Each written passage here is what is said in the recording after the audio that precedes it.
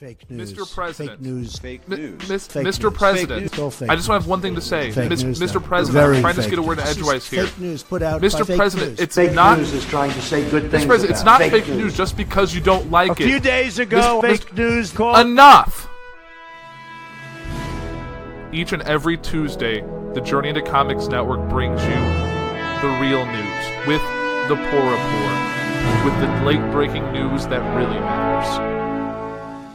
The following is a Journey into Comics Network production.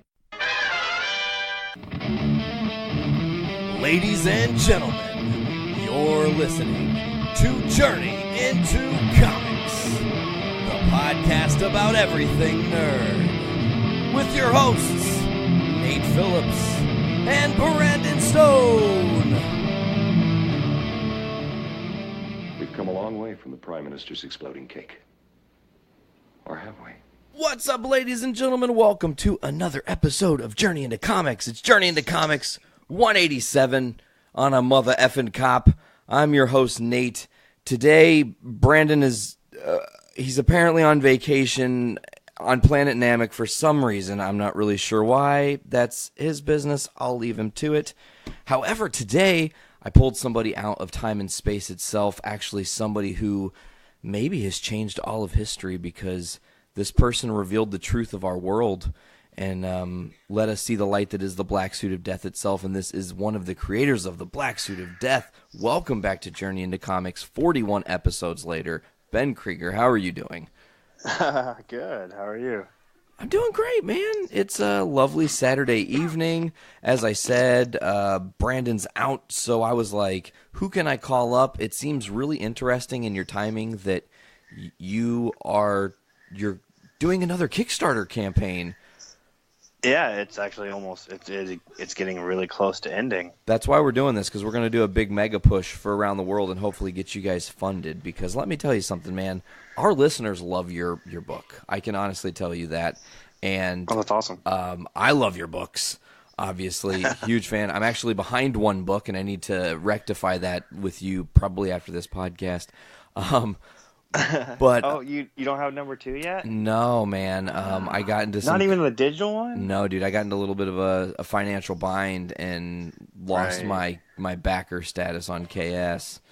And That happens, man. It's all I right. hate it. It's the worst. I feel like you It is the unintentionally cursed me, though, because we were talking about that.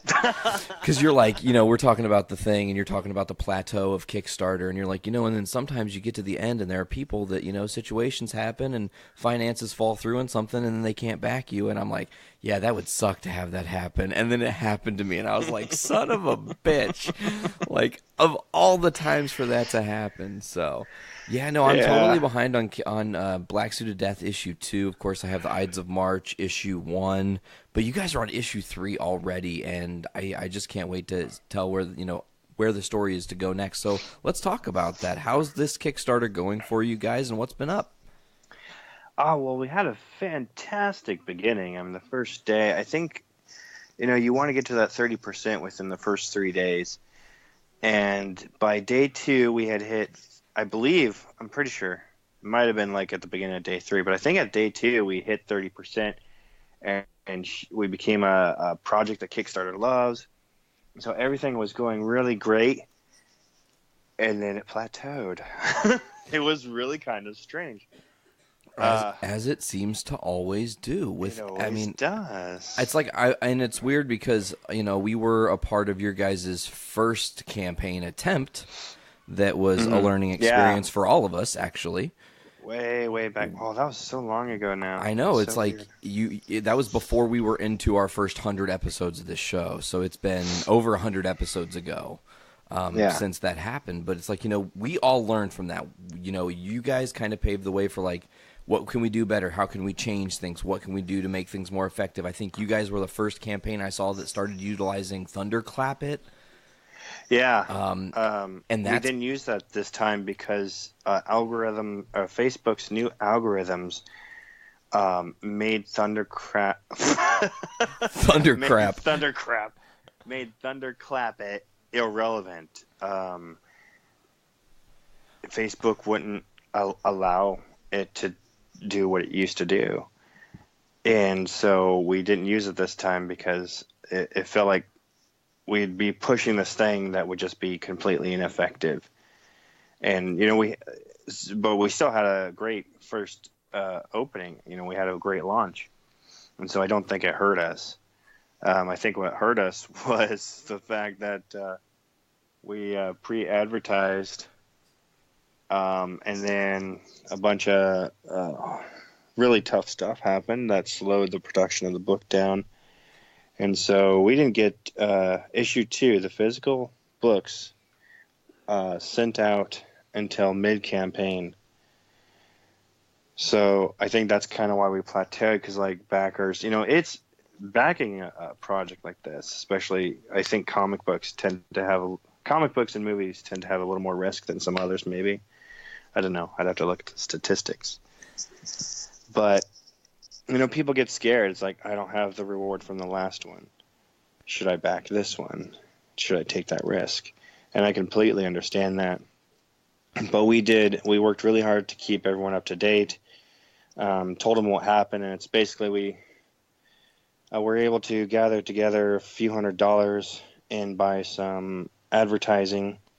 And some of that advertising was in Alterna's newsprint comics, which was really cool. But then I think one of the books, or maybe 2 of them, got delayed by Diamond. And so the advertising didn't come out. It was supposed to come out at the beginning of March, and I don't think the books came out till the beginning of April. So all these little things, not having the book quite done in time, advertising not quite working out the way that we had planned. And but we've pushed it, and we're doing we're almost at 60% right now, so we have about $2,400 left to go. But we're staying positive. We're getting, I don't know, I'm totally talking over. I know you asked a question. I don't know if I answered it now. No, you're fine. Just please continue on your thought, man. Don't worry. I'm very tangential, so we'll awesome. get there when we get there. You keep going on. I'm looking at your current Kickstarter right now. Of your goal of 6,000, you're at 3,560. So you're nail on the head with your numbers of 2,400. One thing I know is you are a fucking just on top of it when it comes to letting people know what's going on with your campaign. You're very vocal on Kickstarter. You use it just like you use Facebook, as in you're constantly on there with updates and letting people know what you're doing and letting people know what you're backing and what you're getting into. And that helps to build a larger community. And just that's one thing I've always noticed is you have such a drive and a work ethic. And the one thing we always talk about with this is at the end of your campaign, when you're at 4 or 3 days to go, you're going to start to become one of those projects that are ending soon, which will put you on a different list. And then people will start backing that, and you might blow through your goal of 6,000 like it isn't anything. You just haven't found all the right people yet. Oh, that's the plan.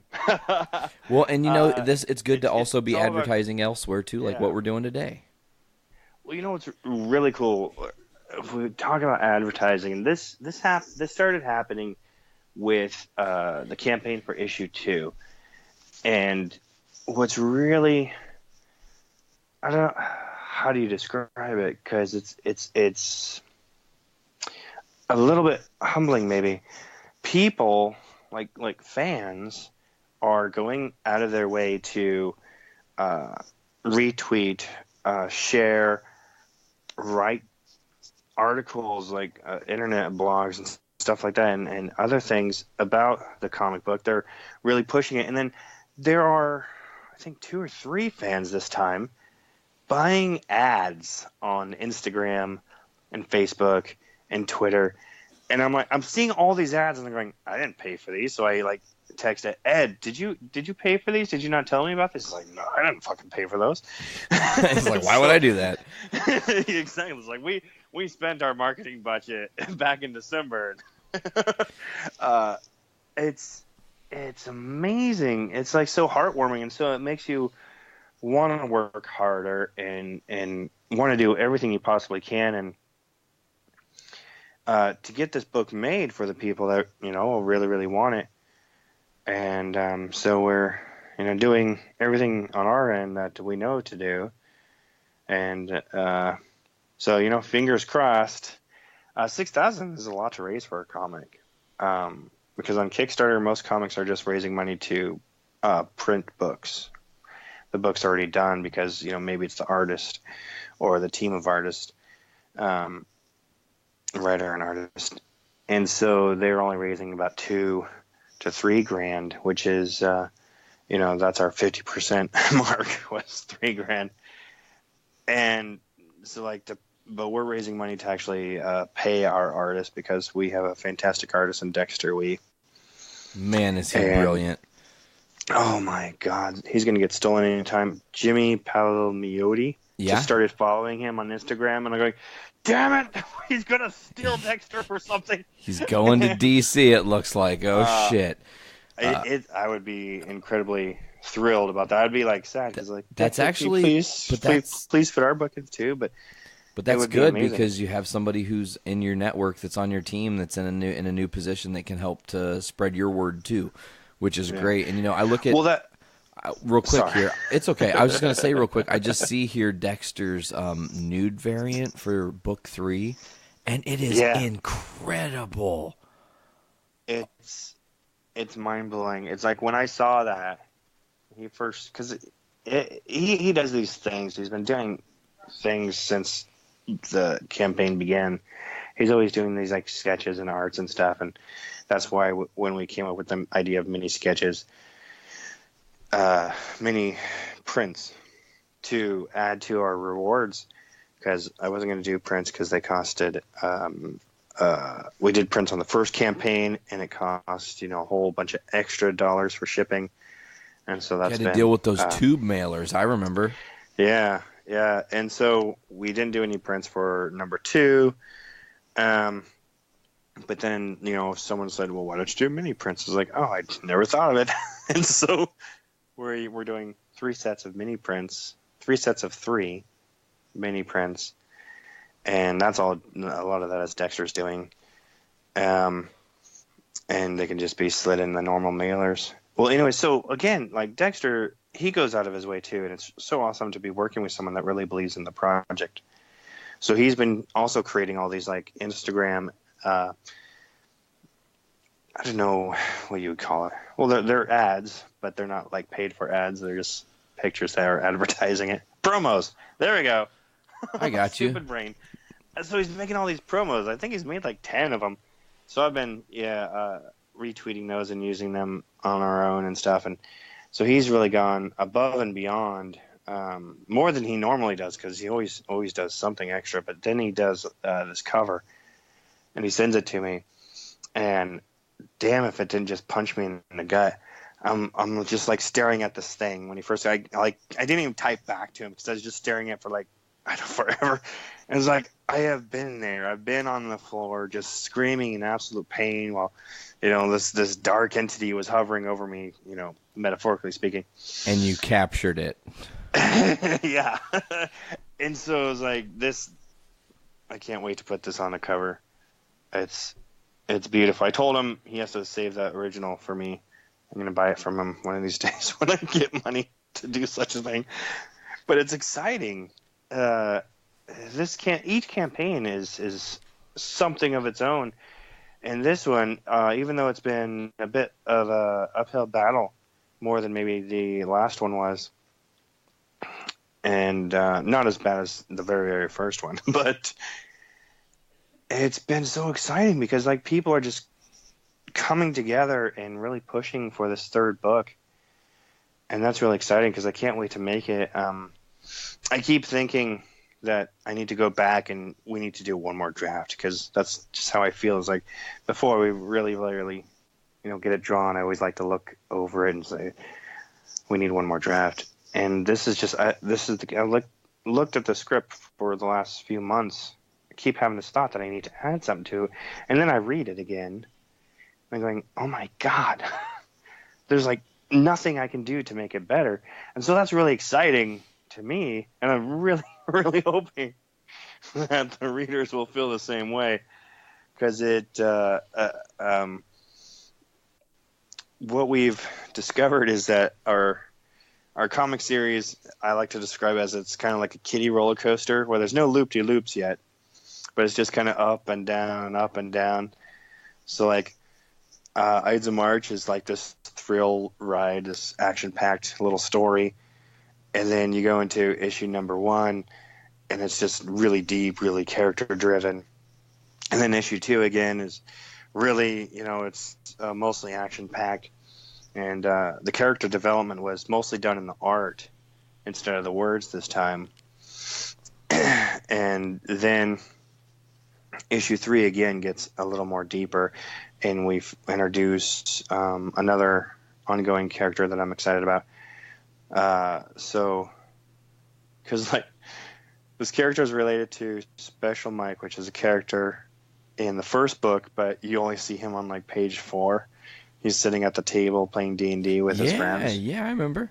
Yeah, and if you have one of the sketchbooks or go online, you can read more about Special Mike, because we have character profiles there on the Blacks to Death Facebook page.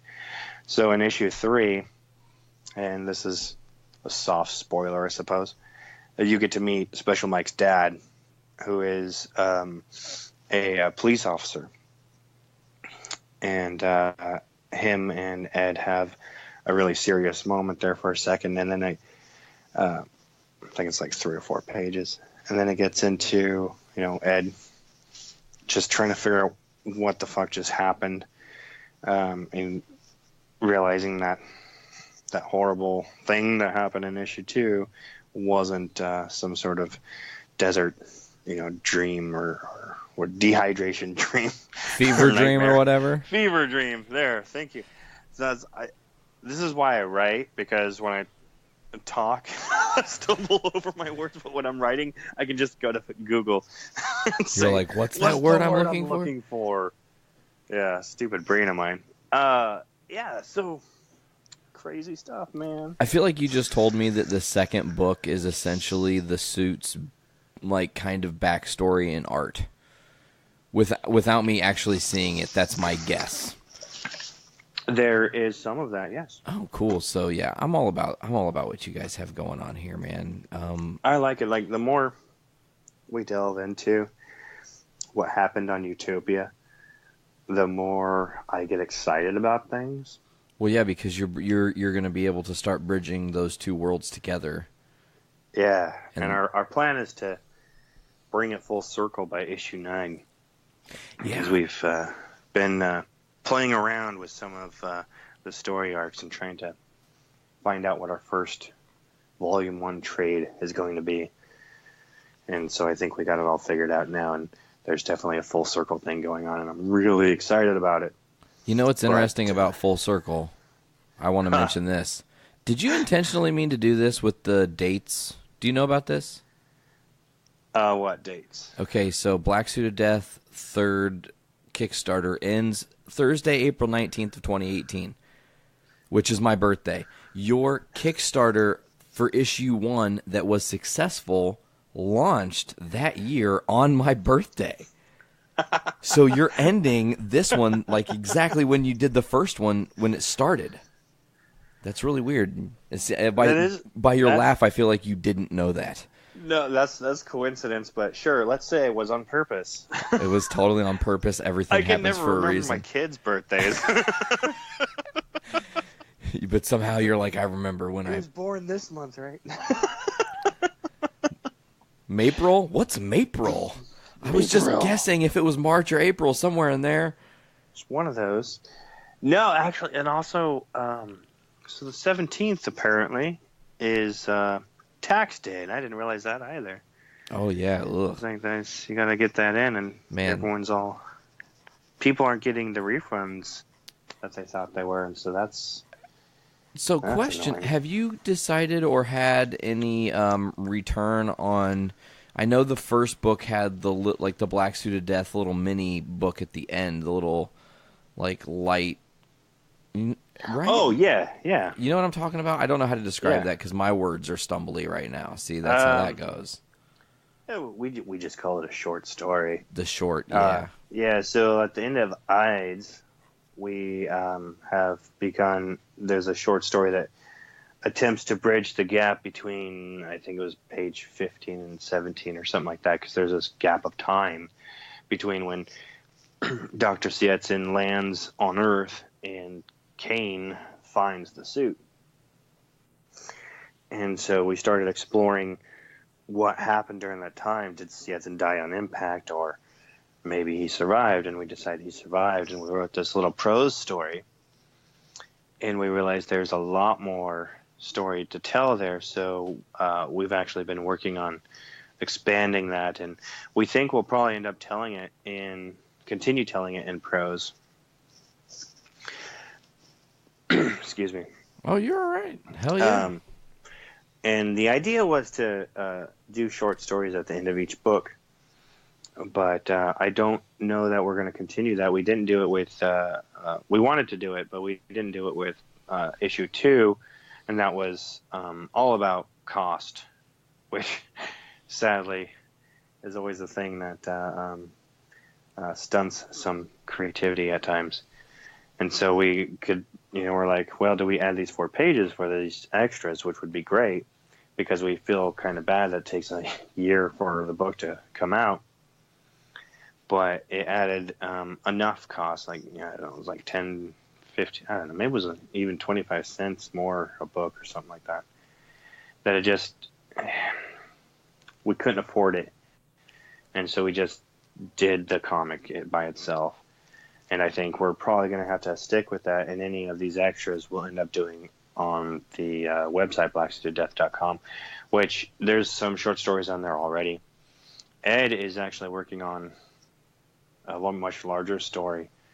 There was a character briefly introduced at the end of that Ides of March prose, I think. Yeah, I'm pretty sure he was introduced. I don't know. I'll have to go back and look. I don't want to give too many spoilers.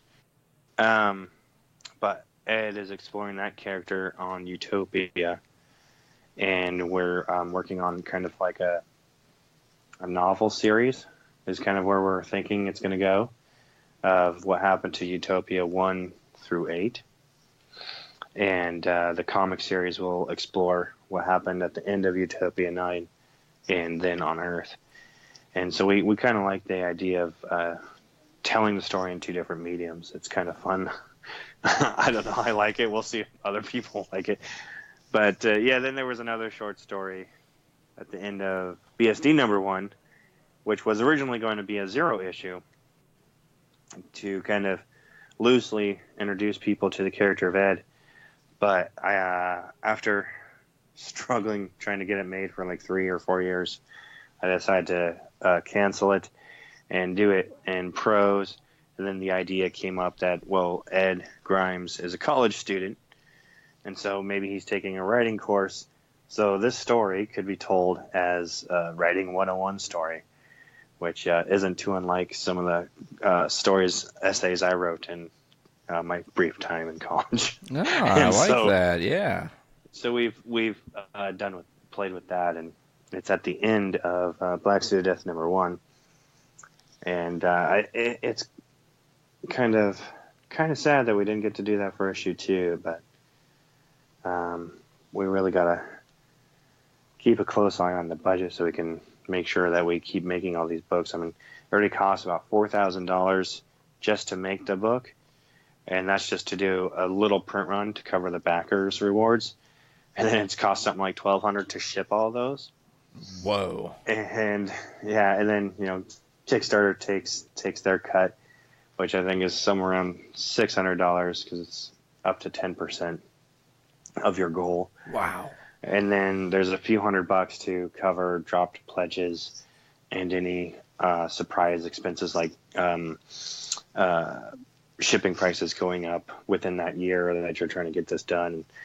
So it's like $6,000 is really the minimum we can run the Kickstarter for. And I really wish we could, just do it to cover the art alone. But Dexter has to draw this. Like, I can't even imagine anyone else drawing it. And just even thinking about someone else drawing it upsets me. I think I can only probably name one person you'd be okay with taking over. There's probably a few I'd be okay with, but there's no way one I that could could afford 'em. nail that style, and that would be David Mack, because I feel like Dexter and David Mack have a lot of similar technique in their style Maybe. and how they use I'm watercolor. going to have to do some comparisons and check it out. Oh, for sure. You'll see it. You'll be like, oh, wow. Especially in how they do color blending. I love it. Absolutely great. So if I'm a backer and I'm like, man, I'm going to go and I want to check out Black Suit of Death, first of all, where do I go? Kickstarter.com/Black Suit of Death? Oh. Or is it different I don't this know. time, or how does that work? So, no, what we use for Kickstarter, because Kickstarter doesn't provide you with little short links, and if it did, it would be a bunch of nonsense like they usually are. Okay. So we use our own URL that reroutes to the Kickstarter page, and that's fund.blacksuitofdeath.com, because we own blacksuitofdeath.com, and just creating a rerouting thing is really easy for Ed Ellsworth, my partner in crime here. He's a web developer over in Arizona, so he handles all the web stuff. And he just, reroutes it. It's just fund.blacksuitofdeath.com. So it's pretty easy to remember. It definitely works. I just tested it right Yeah. now live on the air. It's like, make sure that works. Okay, so now I've gone to the Kickstarter. Okay. Yeah. To you, what's the best bang for your buck if you're getting in on this Black Suit? This is my first soiree. Obviously, this is not for me. This is for your new people that For are. the new people that just joined in. They're like, oh man, I really want to get in on this Black Suit of Death. It sounds amazing. There's this great story. Ed Grimes is a crazy character. The suit is an awesome character. There's so many levels of this that I can't wait to dive deeper into. So what do you just tell them? Spend the $700 and get the Utopian Guardian package right out the gate. Please, 3 people, spend the $700. That would get us funded instantly. There's a bit of a story to that. I'll let you know later. So if you're brand new and maybe you just want to start with issue 1, well, you can get just issue 1 or just Ides for $6, but it's plus $3 in shipping because shipping, like I said, shipping is expensive. But that's not the best deal. So we have $18. So $9 will get you the digital pack, and that has Ides of March 1, 2, and 3. Plus a digital copy of our second sketchbook, which is all of art's Dexter Wee's art this time, and it's really cool. I highly recommend it. $18 gets you the 4-pack, the print pack. So that has the regular cover for Ides of March 4th edition, Black Suit of Death number 1, number 2, and number 3. And that's pretty popular. Hey, both those are 14 backers. That's funny. 14 people wanted the digital and 14 wanted the print. My favorite pack, say if I was backing this, it would probably be the $54 one. If I had just, everyone's talking about how good it is, if I trusted my friends' opinions, that is, then maybe I'd go ahead and get the $54 one, because that's I call it the All the Things Are Mine. And it gets you all the digital books and all the print books, but it also gets you the variants. So you get the new variant of Ides of March with the original cover from Tony Morgan. He did a cover for us way back in, I don't know, 2010. Wow. I think it was, for the first edition, the black and white edition of Ides of March. So we decided to represent that as a virgin cover. And then you get all the covers, all the new variants for BSD 1, 2, and 3. You get both covers for the variant.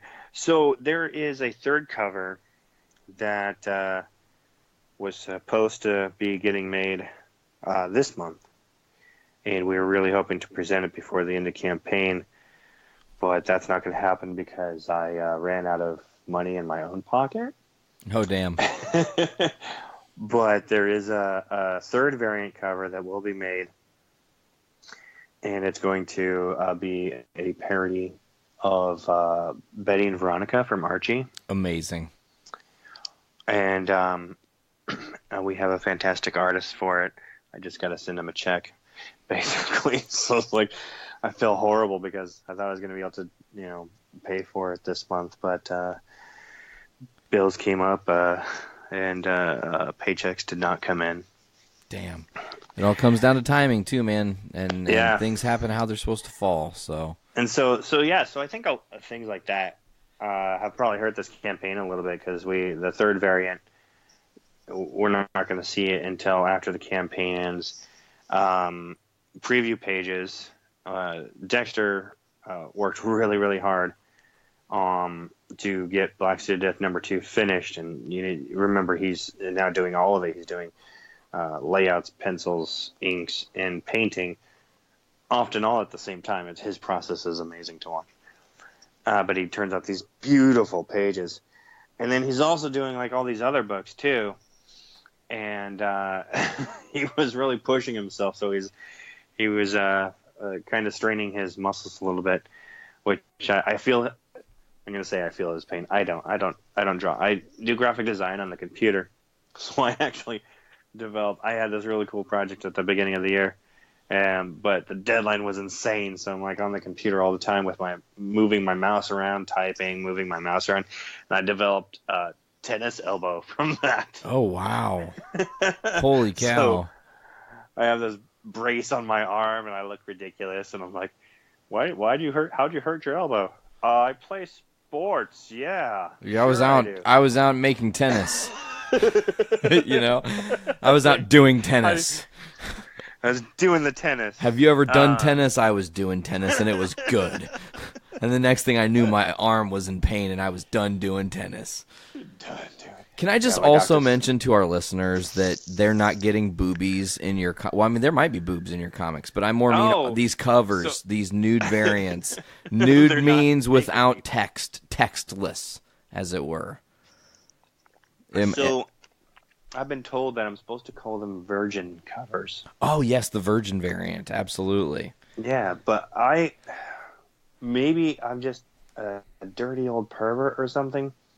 But when I hear virgin covers, I think of someone you throw into a volcano to appease the gods. And so I've been calling them nude covers. But my friends keep saying, no, they're virgin variants. Call them right there. It's like, I can't. It feels dirty. Oh, I don't care what you call them. I just think they're amazing looking. They're gorgeous. So the ones we had printed up for the last campaign, I went ahead and spent a little bit extra on those. And I don't know. Again, maybe I shouldn't because I'm supposed to be watching my budget. But I want to give my backers the best. So I got the glossy covers, glossy pages, and everything.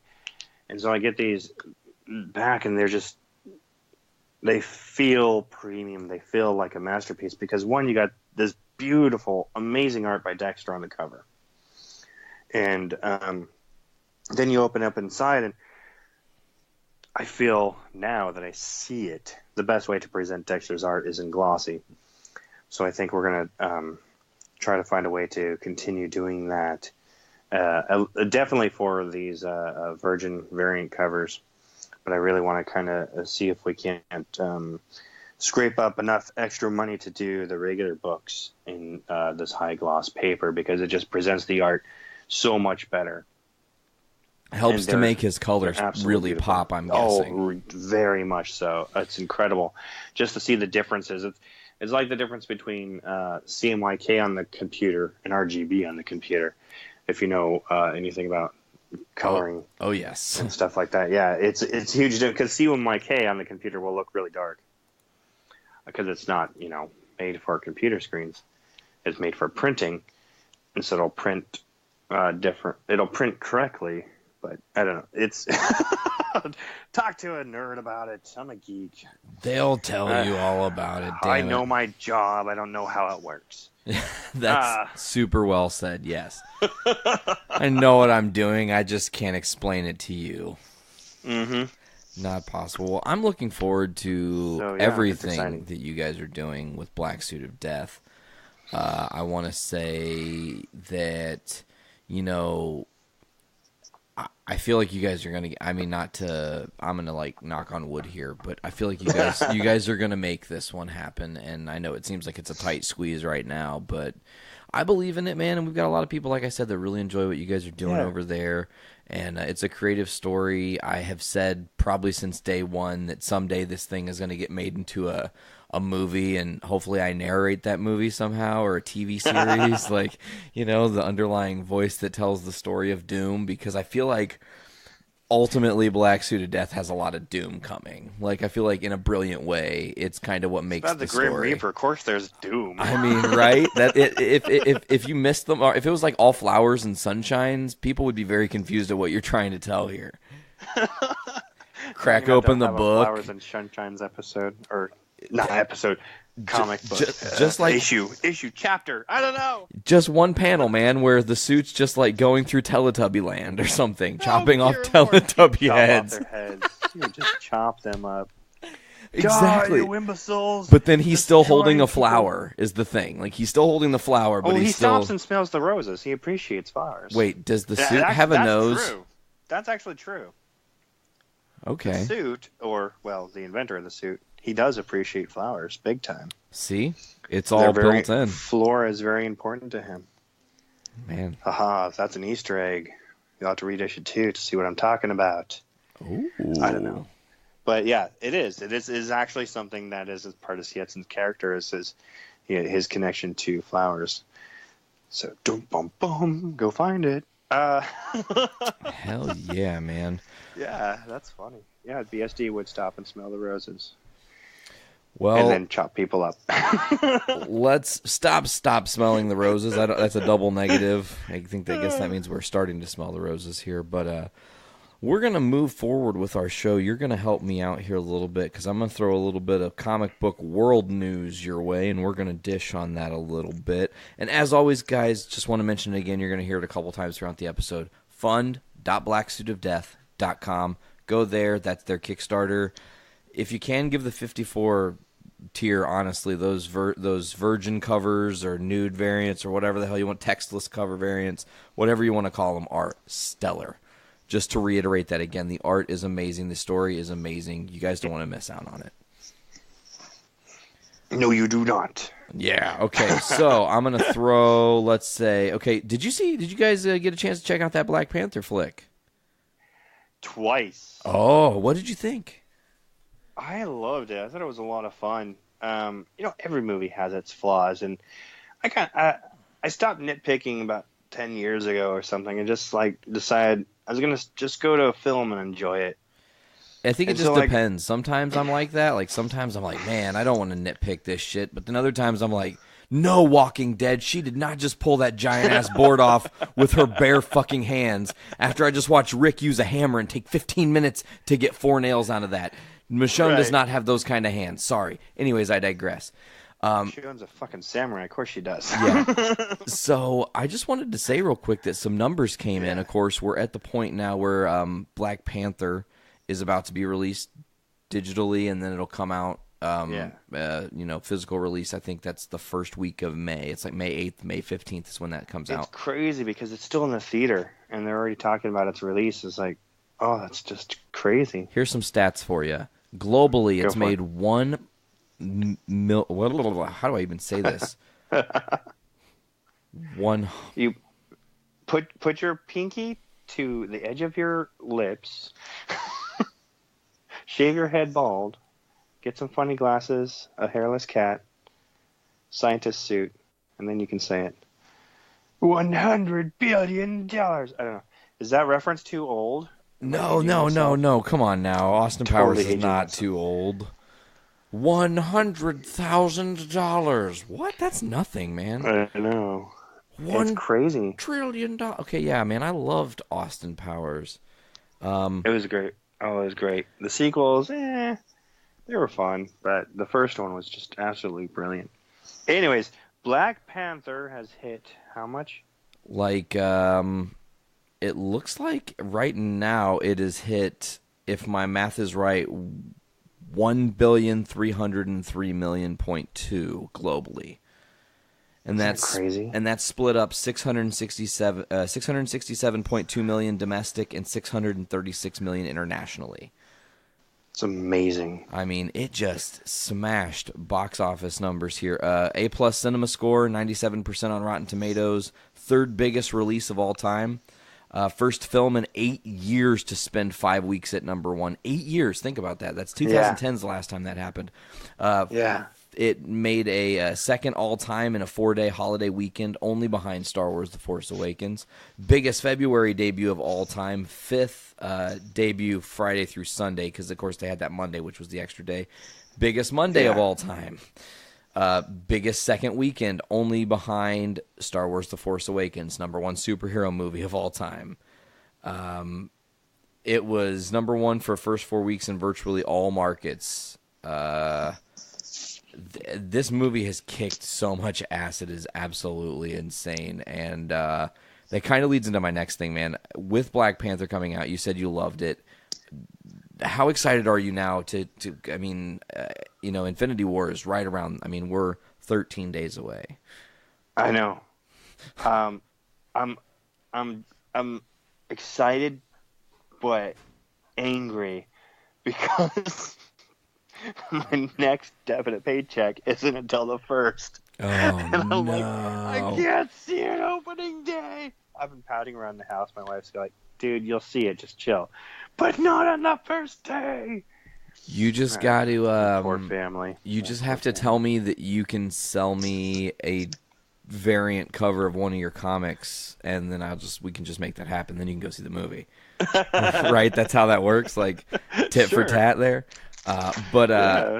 No, man, I'm so stoked for Infinity War. This is the culmination of the MCU. We've been covering it here on the Journey into Comics Patreon, where for $3 people get exclusive content, which is the road to Infinity War, where we've been talking about all these movies, reviewing them one by one and picking them apart, finding where Stan is, and talking about after credits and all that shit. So, we're stoked on this. Now, I don't know if you saw it or not, but there was a boyfriend who put on a text to his girlfriend about seeing the movie. Have you seen this yet?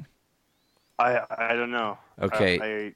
So the boyfriend to the girlfriend, Friday, April 27th, 8 p.m., Infinity War. You going with me? I just ordered 2 tickets. She responds, yes, dear. Then he goes on to lay down some ground rules. I'm going to read these ground rules, as this was a viral tweet that is just too hilarious to pass up. I haven't seen that one. He How says, did I miss that one? He says, okay, here are the ground rules. Number 1, I'll buy you whatever you want before the movie. Candy, popcorn, drinks, even a hot dog. But you can't ask for anything during the movie. No talking during the movie. I can't be distracted. You got questions? Write them down. I'll answer them when it's over. Number 3, no holding hands. It'll distract me and I'll miss things I've waited 10 years to see. Save your cooties until post-credit scenes. Kissing also applies. He goes on to say, number 4, if a main character cries, we cry together. If you ain't crying, you walking home. I need you invested in this. Number 5, if you cancel this movie date, I'll need 24 hours notice so that I may replace you with a suitable viewer. Most likely Johnny. If you cancel last minute and I have to watch alone, you'll be hearing from my lawyer. Number 6, if a crazy white guy wants to come up in the theater trying to ruin the movie by shooting at people, I need you to take him down quickly and keep him under control. Wait until after the movie to call the police. I don't need the commotion interrupting the movie. Oh my god. He says, following all the rules will warrant a trip to your favorite ice cream place after the movie. Any questions? And she just gave a, what the fuck emoji. Like, really? Really? So, yeah, that just hit the internet the other day, and I saw that, and I was like, oh, my God, we kind of have to cover that on our show. Is weird and typically not the kind of news we cover. But I totally get that, man. Like, I'm so stoked. Brilliant. Yeah. What's my wife would totally understand that. Except that she has rules for me. She tries to control my geeking out. She tells me not to talk to her during the film because I'm always like, "Oh my god, did you catch that Easter egg? Do you know who that is?" I'm the only one in this whole freaking area that caught. Oh no, I'm forgetting his name. Lloyd Kaufman in Guardians of the Galaxy. Oh, yeah. He's the head of Troma Studios. Yeah. And because Gunn came from Troma. And he's like the first successful director to come from Troma. Only successful, right? Only that I know of. Wasn't he one of the pretty Ravagers? Awesome. No, he was one of the prisoners. Oh. He was, during the riot, he was up on the balcony. Oh, I gotcha. Yeah, just look for an old man. You should see him. Wait, first Guardians, not second. First one, yeah. First. My fault. I was thinking about the second movie. Okay. But yeah, okay, so yeah, Lloyd Kaufman is definitely in the first one. No, man, I'm super stoked for Infinity War. Obviously, I'm looking forward to the Guardians interacting with the Avengers. What do you think about all this nonsense with Hawkeye? The Hawkeye posters are brilliant. I love them. I'm more asking, where the F is he? Why is he not in any of these trailers? Do you have any thoughts on this? I don't know, because the end of was it Civil War? No, it was which movie was it? Wasn't it Civil War where his family was introduced? Or was that Avengers 2? See, it was Avengers 2 for sure. It was definitely Avengers 2. I need to rewatch that. It was definitely Age of Ultron because they're on the farm to get away because it's the only place that doesn't have internet. And then Fury is hiding behind the John Deere because Fury's a fucking sneaky little bitch like that. Oh, I need you to go out and check on my tractor, Tony. It's not a tractor. It's a fucking Nick Fury. A Rogue Fury appears. Rogue Fury. Random Fury. You know? Yeah. So I'm wondering if maybe he's just retired. Well, yeah, you would think that, but I think that's got to be kind of Or is he going to be the one that gets killed? Okay, well, if you're going by what the Infinity Gauntlet comic book did, he's one of the Avengers that gets blinked out of existence when Thanos snaps his fingers. So maybe. Also, you could look at it. Maybe he's on his own quest to find the Soul Stone. We still don't know where that's at. You could ask, maybe is he gonna not be doing anything like you said because he is retired, but then he'll be the guy that saves everybody in the next movie because he wasn't a part of the shit that went down with Thanos, and he's like the only dude that can just be like, oh, this is very messed up right now. Let me fix this. Follow my training. Don't fuck it up. You know, and also you got to think, Hawkeye was in jail the last time we saw him.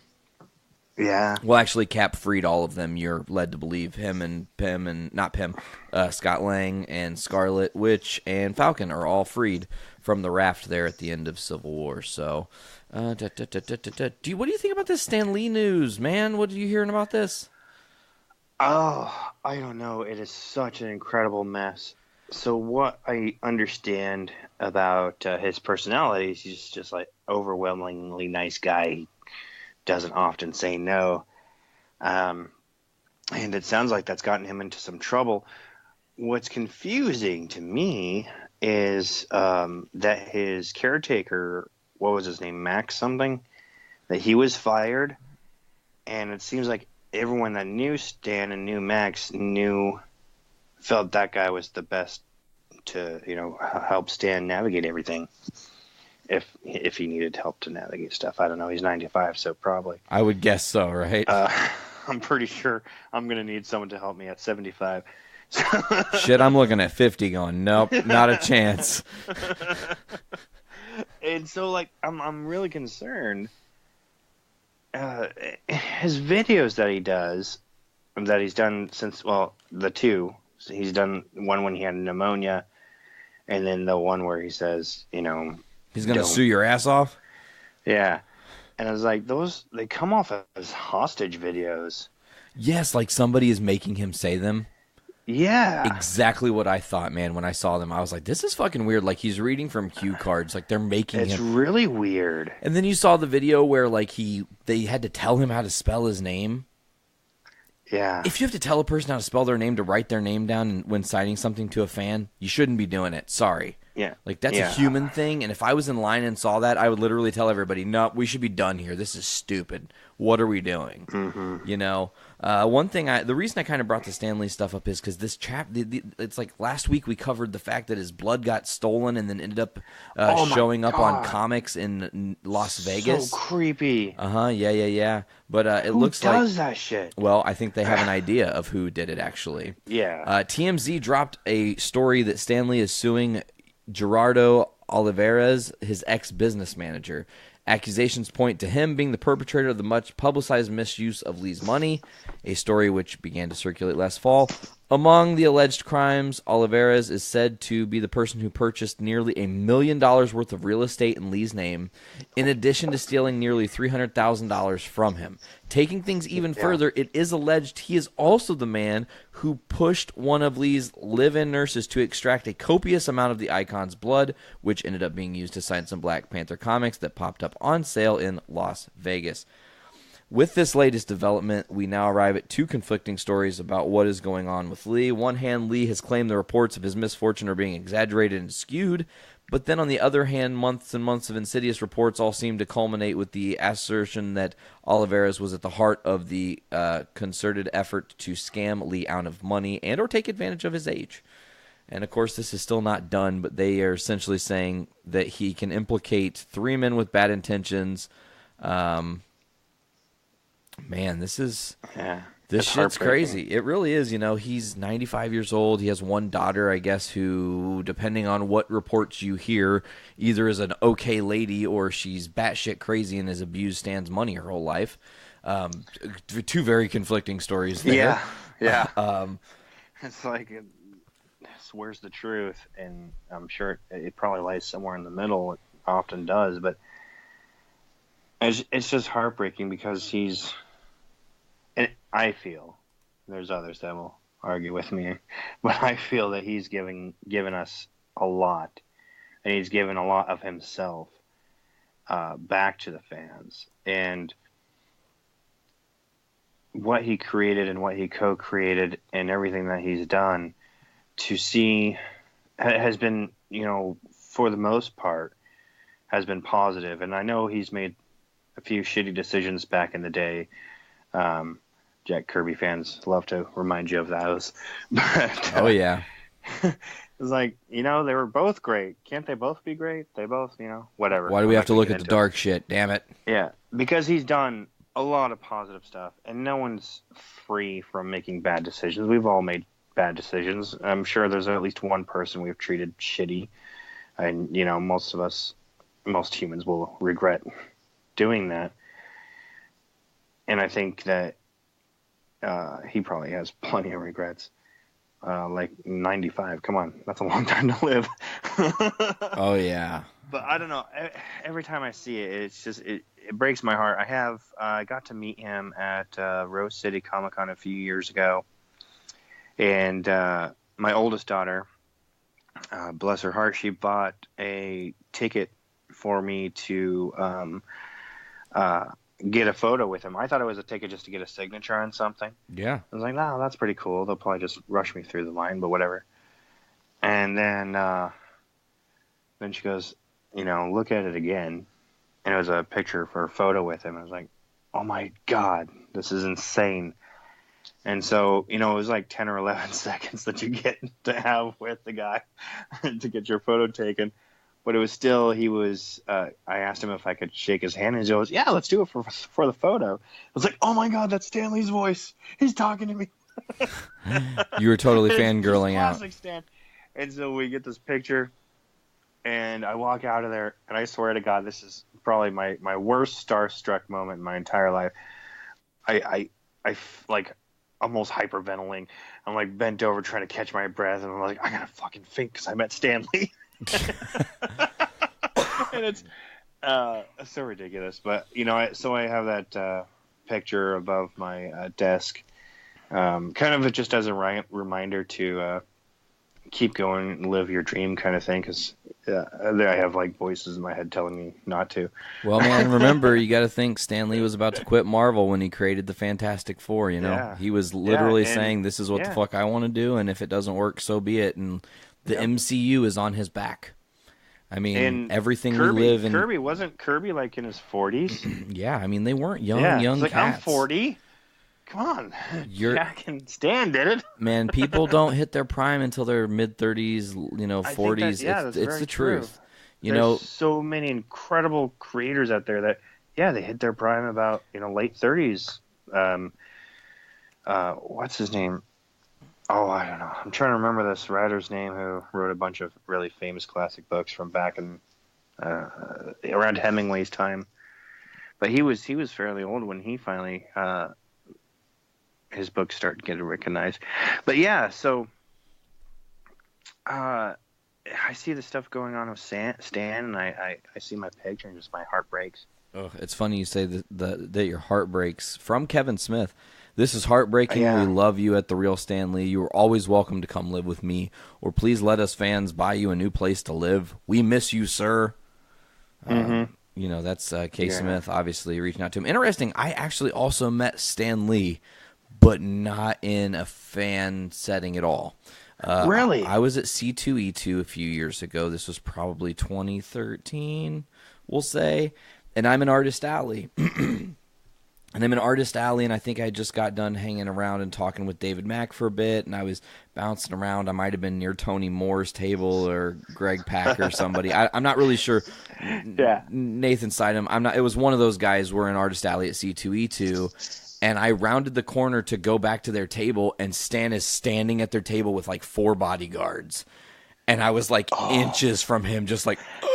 And I was just like, "Hey, Stan," and that's all I said. And he was like, "Hey," and then he just went on and he did his thing, and that was it. So like, I feel you, and it was totally, it's a different experience, but it's like you don't even know what to do. You're like inches away from this like legendary icon that's done so much. I mean, literally most of my house is littered with things he created, and I use littered not sparingly, because literally there's just all over the place. I mean, there are tuned tumblers with Adam Warlock and Professor Xavier and Spider-Man, and on the fridge I've got magnets of, Spider-Man. Sounds like my house. In a whole comic room dedicated to like half of everything he did, so man. Yeah. It's sad because it's like at this point, Stan is probably looking for his peace, I guess is the way to say that, if he really is going through this trauma. Mm-hmm. And I don't know if we get to the bottom of what's really going on, and I don't know if things resolve in a positive light, but I really fucking hope so. Like, man. And of course, then my other question is like, what if the end of Infinity War is them like backing out and Stan is just chilling, like, and it was just a thought in his head, the whole thing, the entirety of the MCU was just a flash in his vision. And also I want to mention that somehow they accidentally let it slip that Ant-Man might be in Infinity War, although I've not seen him in a single trailer, but of course he is as small as an ant, so maybe we can't see him. Yeah, maybe. Is Ant-Man the John Cena of the MCU? Because we can't see him. I'm going to actually tweet that to Paul Rudd. I'm going to be like, "Hey, man, are you the John Cena of the MCU because people can't see you in any of the trailers?" I would totally tweet that. I'm going to probably do that like as soon as we're off air here at some point. But, man, we were talking earlier a little bit about Gotham. And I know you don't watch, but oh, my Lord. Oh, it's so good. I'm not going to really explain how or why or what, but they finally, 18 episodes into the 4th season, introduced the Joker.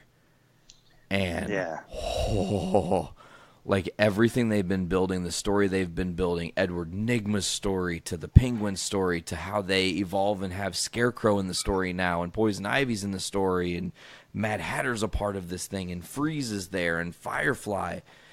It's like, man, Gotham is literally saying, okay, so our movies might not be perfect, folks, but we know what we're doing with our TV.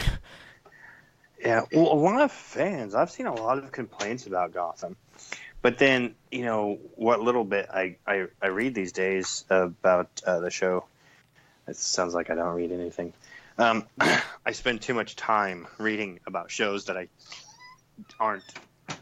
my life doesn't present an opportunity to watch right now. And Fair enough. it sounds really, really cool. Like some of the things they've done and some of the secrets. And I've been able to avoid, I think, most spoilers. But there's a few things I'm aware of. And when I finally get to see the show, I'm sure I'm like, oh, yeah. But I don't think it'll hurt the show at all. Because it sounds like they are doing a pretty good job. Yeah, but it's man. interesting that there's a lot of naysayers out there. It's weird I guess- because I think that the show was built to fail. Everyone's like, oh, how the fuck can you do a fucking Batman without Batman? That's stupid. And Yeah. then you watch the show, and episode 1, season 1, it kicks you in the teeth right out the gate. It's like action-packed, full of energy and life and whatnot. And then by the time you finish the first season, they've given you so many different emotions. You've been through so many things. Fish Mooney, the like early evolution of Enigma and Penguin. And then you go into season 2, and all those characters just evolve even more. And it's like when you think they can't ramp shit up anymore, they're like, no. You thought we were at 11. We were only at 6. Let's go to 11. And then they hit 11, and you're like, holy fuck, they're at 11. And they're like, no, we were just bullshitting. That's only our 7. Let's keep going. And they keep doing it, you know? So, like, now we're at a point where they've done so much that you have, like, this insane amount of villains as a part of Gotham's actual cast. And Bruce, who is trying to find his place and actually do some good. And we're inching ever closer to him actually becoming Batman. And when that moment actually happens, I don't think the show's going to be over. I feel like a lot of people say that, but this show is really great. It gets great ratings. The story's really well done. You know, I understand there are probably some naysayers and some haters that don't get some things. They do make some creative changes that are a little bit different and outside of the box. But overall, man, this story it's well done. You know, it puts a nice bow on everything all the time. That's cool. That's good to hear. So, speaking of shows that I don't always get to watch. Oh, yeah? What one? Ash versus Evil Dead. Oh, I don't watch that show yet. Everyone and Don't their watch- mom, okay, so there. everyone Vice versa. and their mom is like, you need to watch Ash versus the Evil Dead. And I'm like, yes, I know. I'm well aware. I want to. Haven't done it I'm yet. really enjoying it. And that one I did actually stay up late night. I'd wake myself up to go watch. My wife to watch it too. So like, I got work in the morning. Do whatever you want. You're like, She's okay, actually cool. cool. I'm actually going to go watch. She's a sweetheart. But so I watched the first season and loved it. And I am behind because I'm really glad that it's on Netflix now. But so I'm in the middle of season 2 and it's really, really good. And then I started reading reports that season 3 might be the last one, that it might get canceled because the ratings aren't there. And I'm like, are you kidding me? How are the ratings not there? So I'm trying to figure out what's going on. Is it because it's on Stars? And, you know, Stars is like the bastard child of Showtime and HBO? Or... I don't know, man, because I feel like every person I talk to raves about that show. Like Ash vs. the Evil Dead always is talked about as like really well written, really smart comedy / horror, you know. Obviously, Yeah, it is. everything that Bruce Campbell brings. My Name is Bruce is one of, or I Am Bruce. What is the name of that movie? My Name is Bruce. No, My Name is Bruce. It is My Yeah. Name is Bruce. Oh, One God, of I my love that favorite one. movies. Hilarious. Yeah. God, he goes to a small town and they think he's a hero and he's not a hero. He's just a schlub from Hollywood who fucking hates everybody. I love that. I love the story behind that movie, too. How they just ended up making it on his property here in Oregon. Hey, shout out to Oregon. By the way, man, do you know you have like etched a deep cut into the Journey into Comics lore and history here? Okay. Oh, really? 41 episodes. For 41 episodes, I have been telling people to fill their brains with shit. That is our slogan officially. Like, we have a T-shirt we're working on. That. Fill your things with shit. Yeah, fill your brain with shit, man. You have to. Yeah. You just gotta open up your dome. Of course, when I say that, like, and I was trying to explain to people, like, what do you mean fill your brain with shit? You want me to put feces in my brain? No, I don't want you to put shit in your brain. I want you to fill your brain with useless knowledge that I know, like the first appearance of Spider-Man or the first appearance of Thor or, you know, whoever. You know, Yeah. that's the kind of useless shit you need to know. Or like, who won the fun to 1992? know. Who won the 1992 World Series? You'll be Yeah. shocked to find out the answer was nobody. It's the year of baseball strike, and no one won. They didn't play. Fuckers. That's how much I know. But all right, man. Well, I think we've done a great job so far today. Was there anything else you wanted to throw my way before we wrap it up here today? Fund.blacksuiteddeath.com. Hell yeah, go back to it. Tell them why you're here. Searching for $2,400 more so I can make the next issue of the Black Suited Death, a science fiction take on the Grim Reaper mythos. Our protagonist is a depressed college student struggling to figure out life and failing, and then he decides to go off into the desert and end his life because, not unlike his creators, he deals with depression. And with depression, really bad depression, clinical depression, there's the suicidal demon on your back all the time. So we tell his story is our story as well. And with that, I also want to remind all your listeners that even if you have these demons in your mind telling you you're worthless, you're not worthy, no one loves you, that's bullshit. You are worthy. You're worthy of love. You're worthy of your existence. Live life. Fight back. Don't listen to those shitty voices. Go out and create something. Make something wonderful. That's my philosophy. That's what I'm attempting to do. I've been very, very lucky that we've had Kickstarter backers to help us live our dreams and everything. And hey, if this schlub here can do it, I'm pretty sure you all can do it because you probably work harder than me. Well, don't undersell yourself now, damn it, bro. But I mean, I like to think I'm a hard worker. Honestly, I'm also a stay-at-home dad, and it's like, stay-at-home dad, you don't do anything. It's like, are you kidding me? Raising kids is like the hardest job in the world. Word. Plus all the other stuff you do all as those a single parents out there, you know. Word. Mad love to single parents. My dad raised me by himself, and I, I'm not single parenting, but stay-at-home dad. I know what you're saying. Appreciation. I just want to make that clear. Yeah, totally. I vibe you for sure. One thing I always say, Ben, man, is your guys' story and particularly your story and journey and your message has always been such an uplifting thing. You've been through some real shit and you've seen some shit, and you're like one of the most upbeat, positive dudes, even when you probably are struggling to be that dude. And I really think that you are really. Oh, man, Kickstarter always kicks me in the ass because it's a roller coaster ride. And totally. So you try to keep upbeat because that's how I want to live my life. I don't want to be that guy I used to be. I feel you. Was like, oh, life sucks. I was like, well, life is hard. It doesn't suck, though. It's pretty awesome. And if it's not hard, it's not worth it, That's what I am teaching my kids is like, why are you guys doing this? This is easy. Go do something hard. You'll feel the value in it. If it's easy, why are you wasting your time? No, you should Unless it's a video game. Give me an easy video game. I'll waste my time with that. You're like, yes, I can beat this one with no drama. Woo! Exactly. Oh, shit, man. Right. All right. Well, as always, folks, you can check out the Journey into Comics show here, our flagship show, every Monday on the Journey into Comics network at journeyintocomics.com. We are 13 weeks away from episode 200, and I cannot wait for that event. That is so cool. I'm so happy for you. Like you're able to do the show and podcasting. There's something that's a challenge, and it's really cool that you have been able to make goals and you didn't issue. I'm thinking show 100, and now you're on the verge of 200. That's kick ass, man. Oh, man, awesome. and with much bigger plans in store. It's crazy. We actually, I was going to touch on that today because you have now dabbled in the world of podcasting. I did. Well, did you like it? It's on hiatus. I loved it. The reason it's on hiatus is because I suppose whatever perfectionism I might have gets in the way.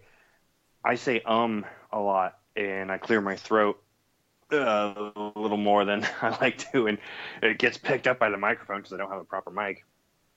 And so I'll spend 16 hours editing a 45-minute show, and it was just taking up too much time. And So I tried letting some of those little things go, and it still just took up more time than I was able to put in, and I felt like it was taking time away from my kids, and work already takes a lot of time away from them. So until I can find someone to help produce it, I think it'll be on hiatus. Man. But it was really fun because I got to interview Dave Gibbons. Oh, which wow. was From cool. From Watchmen? Yeah. Holy Yeah. shit. How The Dave Gibbons. What? He was at Rose City Comic Con up in Portland, and I didn't have a table that year. I think, this was last year. And he was at the not the Comic Book Legal Defense Fund, but the other one. There's two Yeah, I know what you're talking charities that help out comic creators, and this one has a green banner. That's all I can remember right now. I don't know, maybe it was, I don't know. Anyway, so he was there, supporting the charity and helping gather donations, and no one was in line. It was like, what is going on? This is Dave Gibbons. Like, Neil Adams was there, and I was like, I don't give a crap. Dave Gibbons is here. So I went and sat down and started talking to him, and he's just a really cool guy. And so I got a little bit bold.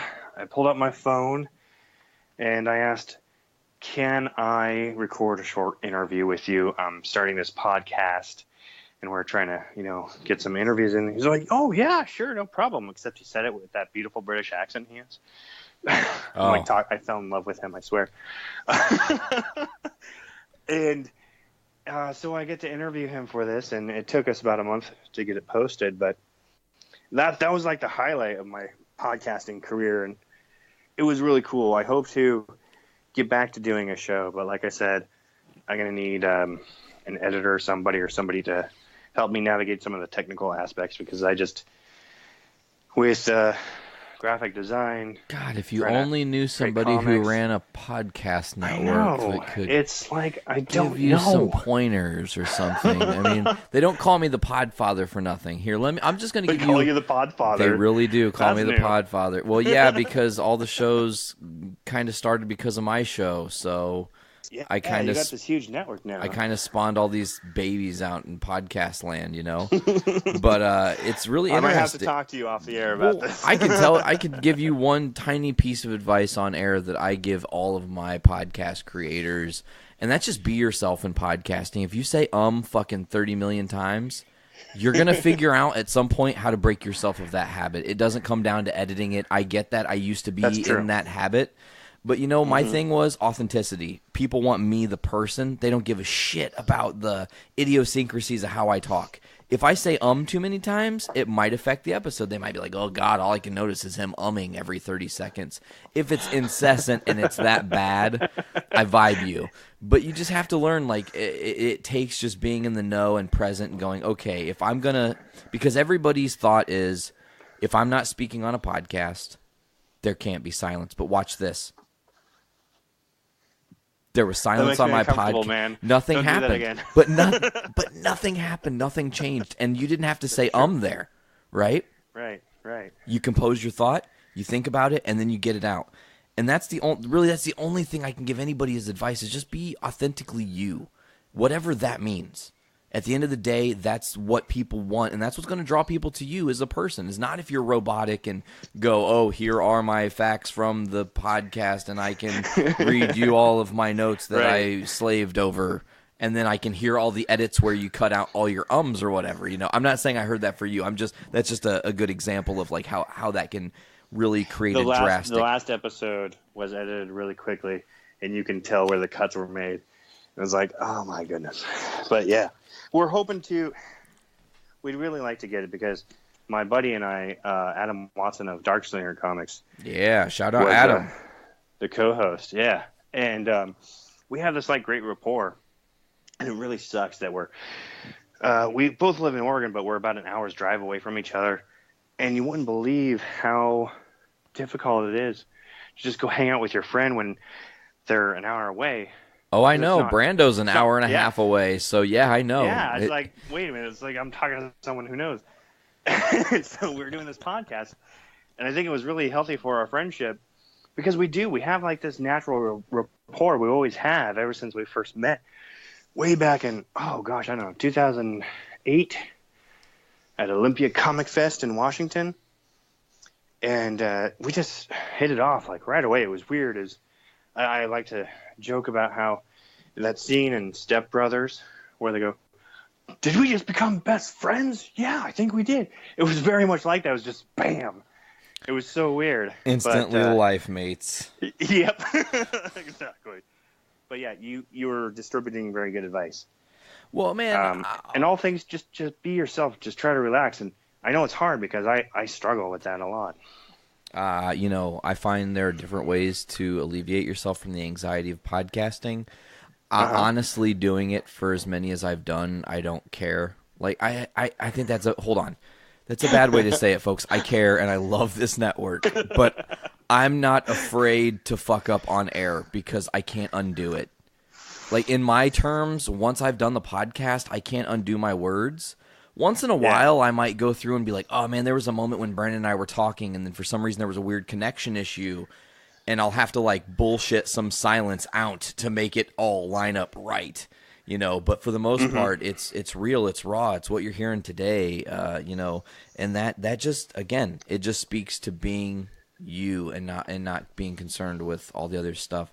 And it's a growing process, man. You got a lot of other stuff going on, and I'm proud as a fan of your comic to watch what you guys have been able to attain in just a short time. This Black Suit of Death has been at least invading the Journey into Comics podcast since 2015. So, it's been a long time, really? Man. It's really been 3 years. Yeah, your first appearance was like 90, and that was the first appearance of Black Suit of Death, and the second time we had you and Ed on together. I think that was that before my youngest was born? I think. No. Okay, hang on. I think he was newborn. No, he was almost a year. Yes. That's what it was. Mm-hmm. Yeah, okay.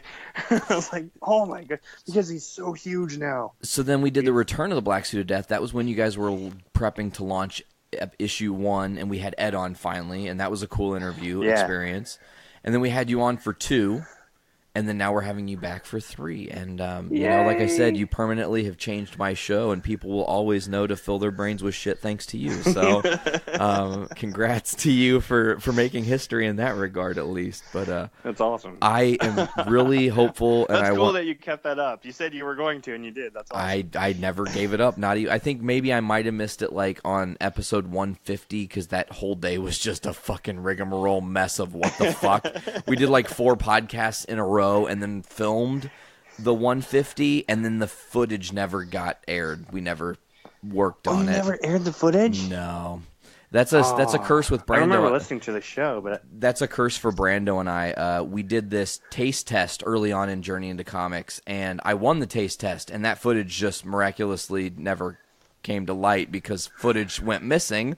So it was incomplete, so no reason to put incomplete footage out. And then 150, he's like, I got that fucking green screen in there, and I don't want to mess with it, so I'm not doing it. Because he had just got this, they just got a green screen, and they were trying to figure out how to make it work, and it wasn't working like they wanted to. And long story short, just paint a wall in your house bright fucking green if you need a green screen. Pretty much. All right, well. I know a pro videographer that has done that. He's like, don't mess with the screens, don't mess with cloth, just fucking paint it, man. Paint the wall. And it works really well, yeah. Well, because then you have a flat, solid surface that is consistent across the board. No riffles, no wrinkles, nothing to create a shadow, flawlessness. Right. Wow, that was, I don't know why I all of a sudden just riffed out that information, but I digress. Folks, you can check out the Journey into Comics podcast on all the different social media sites, Facebook, Instagram, Twitter, Journey into Comics podcast, or JIC network. Now also patreon.com/Journey into Comics. Give us $1. You get early access every show on the network as soon as they're done being edited. This one that Mr. Ben and I are doing right now, it's only Saturday night. Our patrons are going to get this Saturday night, and everybody else is going to have to wait till fucking Monday. You Monday guys are going to be like, oh, I could have been listening to this on Saturday, chilling in my house, not driving to my fucking shitty job that I hate and listen to this. Ugh, you know? But anyways, folks, always check out the Journey into Comics Network on all the different podcasting platforms, whether it's iTunes, Podbean, Stitcher Radio, Google Play Music, and as you guys know, we are on Spotify. Just search Journey into Comics Network, and you'll find almost all of our shows, or go to GameAddictsPodcast.com, search Game Addicts Podcast on those same platforms to get the Game Addicts that is also a part of our network. I want to thank you, Mr. Ben, so much for coming back to the show. It's always a great pleasure to have you on, buddy. Well, thank you for having me on again. It was really fun to fill in the absence of Brando. Yeah, you did a great job, man. Tell him he's fired. I'll just take over. I'll just do your podcast. No. So listen, if he's gonna be fired, we have to wait till 294. That's set in stone way back in like Journey into Comics 36. As the lore goes, it was the first time I did a solo cast. After Brandon had been a host, we decided we were going to do a couple solo casts just so we could put more content out. He would do one mostly on games that ends up being Game Addicts, and then I would do one that turns into essentially, it's still all the shit that I talk about anyways, so whatever. But on my first one, I was like, don't worry, folks, Brandon's not fired. That's not till episode 294, and I've been keeping that joke going the whole time. Like, 294, I'm not going to forget, and I've actually thought about it. Like, maybe I'll fire him on air and then immediately rehire him like it ain't no thing, you know? So I don't break my word. There you go. I don't break my word. I think that's a good plan. But then Brandon doesn't have to also leave the show because I love him, and we would be so close to 300, I would fucking hate to do that. But anyways, man, again, thank you so much, Ben, for coming back on to Journey into Comics. This has been episode 187 of JIC. As always, I'm Nate. I'm Ben Krieger. You're a pro. I love that. You did great. Knocked it out of the park. And as always, folks, do us a favor. Awesome. Take off your ball caps, chop your heads open, and fill those brains with shit.